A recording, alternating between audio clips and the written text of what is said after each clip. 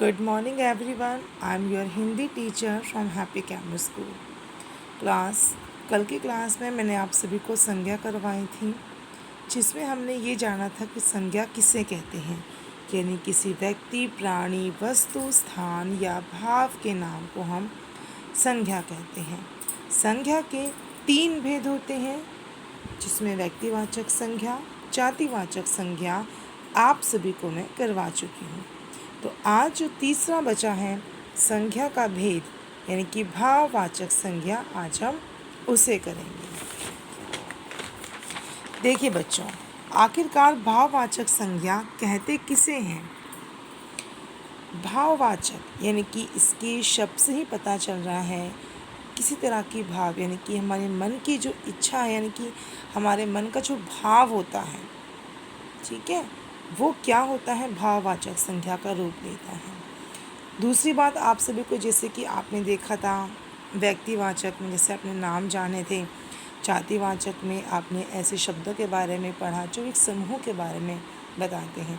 तो इसे आप छू सकते हैं, इन्हें भी छू सकते हैं, है ना, क्योंकि जो नाम है वो किसी न किसी व्यक्ति का तो नाम होगा, किसी हाँ जगह के नाम को तो खैर आप नहीं छू सकते, लेकिन जो नाम है वो नाम किसी वस्तु का होगा। लेकिन भाववाचक संज्ञा, और हाँ एक चीज़ और बच्चों जो बताना चाहती हूँ कि व्यक्तिवाचक संज्ञा और जातिवाचक संज्ञा में हम जिनके बारे में हमने बात की, हम उनका एक चित्र बना सकते हैं। देखिए, पेड़ का आप चित्र बना सकते हैं, पर्वत का, नदी का, किसी नगर का भी, यहाँ तक कि आप महाभारत यानी कि चित्र बना सकते हैं, आप किताब का चित्र बना सकते हैं। तो इस तरीके से आप इन सबको ड्रॉ कर सकते हैं। इवन किसी का नाम राम है तो राम किसी बच्चे का नाम होगा, किसी लड़के का नाम होगा, आप उसको भी ड्रॉ कर सकते हैं। लेकिन भाववाचक एक ऐसा होता है बच्चों जिसे आप ड्रॉ नहीं कर सकते, इसका कोई चित्र नहीं होता, ये सिर्फ एक भाव होता है हमारे मन का, ठीक है। यानी कि जो शब्द किसी प्राणी या पदार्थ की अवस्था या गुण आदि का बोध कराते हैं उसे हम भाववाचक संज्ञा कहते हैं। देखिए, बचपन बचपन एक ऐसा शब्द है, आप देखेंगे क्या बचपन का कोई चित्र बना सकते हैं आप? नहीं।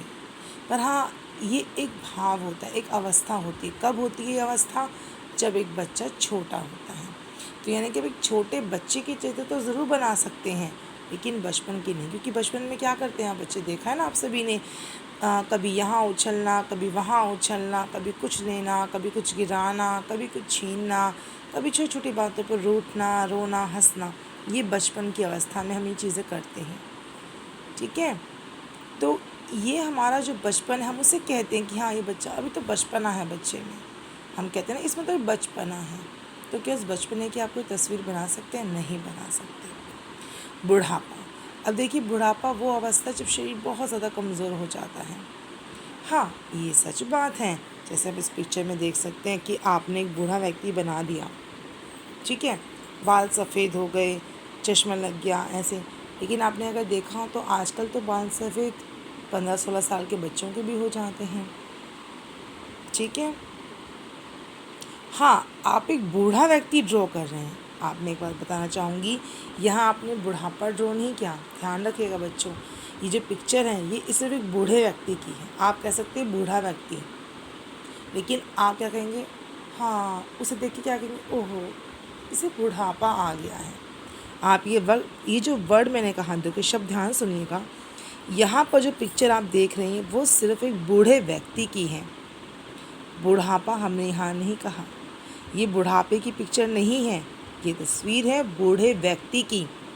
और बूढ़े से हमने कहा, ओह बूढ़े से बना भाववाचक संज्ञा, जिसका अर्थ हो गया बुढ़ापा, यानी कि बुढ़ापा एक अवस्था हो गई शरीर की। और जो चित्र आपने ड्रॉ करा, वो चित्र ड्रॉ किया आपने किस चीज़ का किया? बूढ़े व्यक्ति का। जैसे यहाँ पर देखिए कि कोयल की बोली में मिठास है। मिठास, क्या मिठास कोई छूने वाली वस्तु है? आप देख सकते हैं उसे नहीं।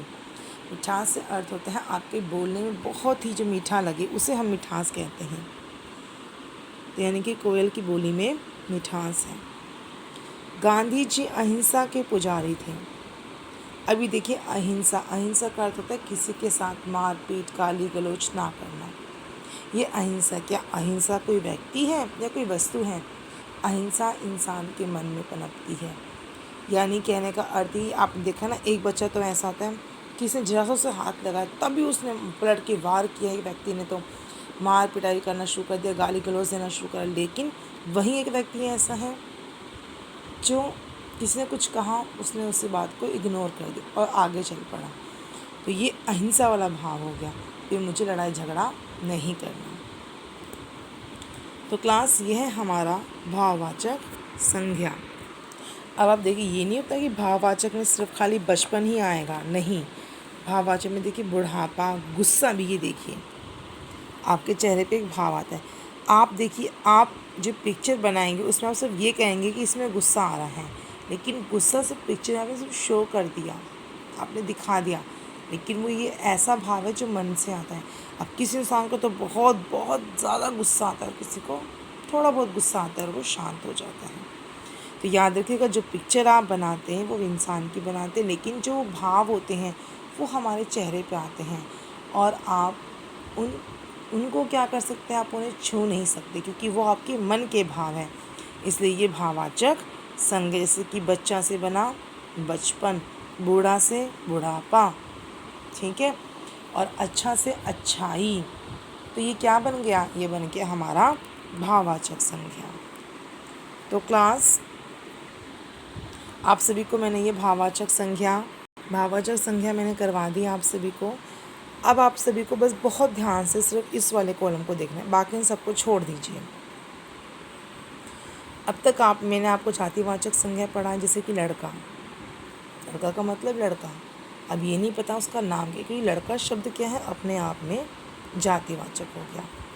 बच्चा, मनुष्य, मित्र, शत्रु, वीर, शिशु, नौकर, कारीगर, ये सब क्या है, ये अपने आप में जातिवाचक संज्ञा शब्द है, क्योंकि इसमें किसी का नाम तो आ नहीं रहा। तो इनसे जब हम भाववाचक संज्ञा बनाएंगे तो क्या बनेगा, लड़का का लड़कपन, बच्चा का बचपन, मनुष्य का मनुष्यता, मित्र का मित्रता, शत्रु का शत्रुता, वीर का वीरता, शिशु का शैशव, नौकर का नौकरी, कारीगर का कारीगरी।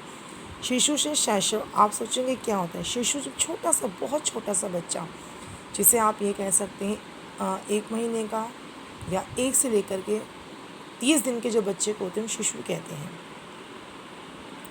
ठीक है। तो इसको हम उसमें ये शैशव अवस्था होती है उसकी। देखा जाए तो बच्चे की अवस्था ये छोटी सी 9-10 महीने तक भी चलती है अवस्था ये। इसमें क्या होता है, इस अवस्था में बच्चा बहुत छोटा होता है, बहुत छोटा, हाथ पैरों को हिलाना, मुस्कुराना, रोना, ये इसकी शैशव अवस्था होती है, ठीक है। शिशु से बना शैशव। तो आप सभी बच्चों को जातिवाचक संज्ञा और भाववाचक संज्ञा आप सभी को ये लर्न करनी है। क्यों? क्योंकि मैं उसके बाद आप सभी के लिए एक संज्ञा का छोटा सा एक टेस्ट होगा, क्लास में ही होगा, जिसमें कुछ नहीं आपको करना होगा, सिर्फ कुछ क्वेश्चंस होंगे जिनके जवाब आपको मुझे देने होंगे। तो क्लास, आज के लिए इतना ही। Thank you.